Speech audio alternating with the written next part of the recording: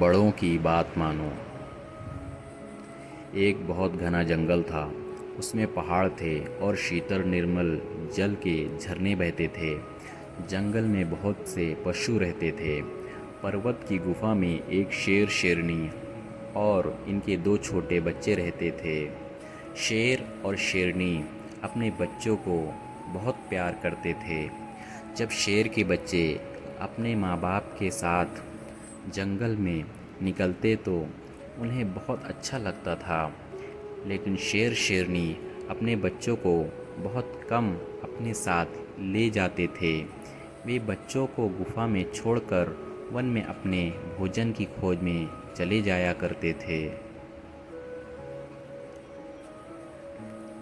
शेर और शेरनी अपने बच्चों को बार बार समझाते थे कि वे अकेले गुफा से बाहर भूल कर भी न निकलें, लेकिन बड़े बच्चे को ये बात अच्छी नहीं लगती थी।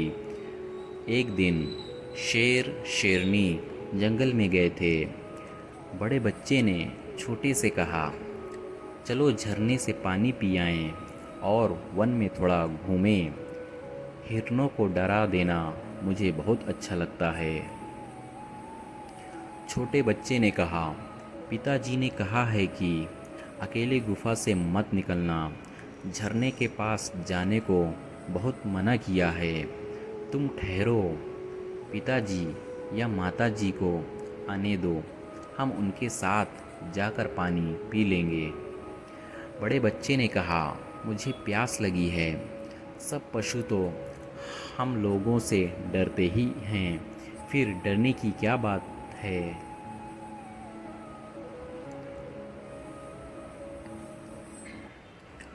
छोटा बच्चा अकेला जाने को तैयार नहीं हुआ। उसने कहा, मैं तो माँ बाप की बात मानूंगा, मुझे अकेला जाने में डर लगता है। बड़े भाई ने कहा, तुम डरपोक हो, मत जाओ, मैं तो जाता हूँ। बड़ा बच्चा गुफा से निकला और झरने के पास गया। उसने पेट भर पानी पिया और तब हिरनों को ढकते हुए इधर उधर घूमने लगा। जंगल में उस दिन कुछ शिकारी आए हुए थे। शिकारियों ने दूर से शेर के बच्चे को अकेले घूमते देखा तो सोचा कि इसे पकड़कर किसी चिड़ियाघर में बेच देने से अच्छे रुपए मिलेंगे। शिकारियों ने शेर के बच्चे को चारों ओर से घेर लिया और एक साथ उस पर टूट पड़े। उन लोगों ने कंबल डालकर उस बच्चे को पकड़ लिया।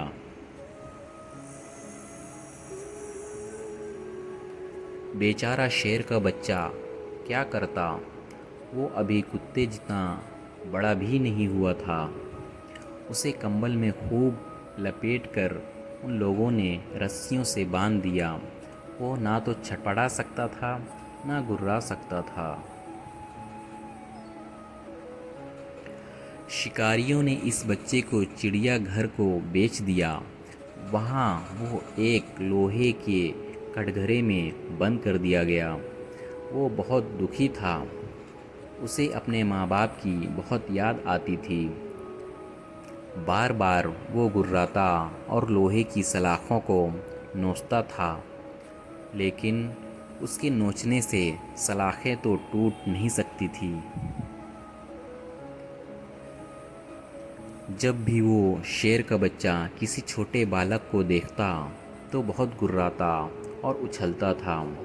यदि कोई उसकी भाषा समझ सकता तो वो उससे अवश्य कहता, तुम अपने माँ बाप की तथा बड़ों की बात अवश्य मानना।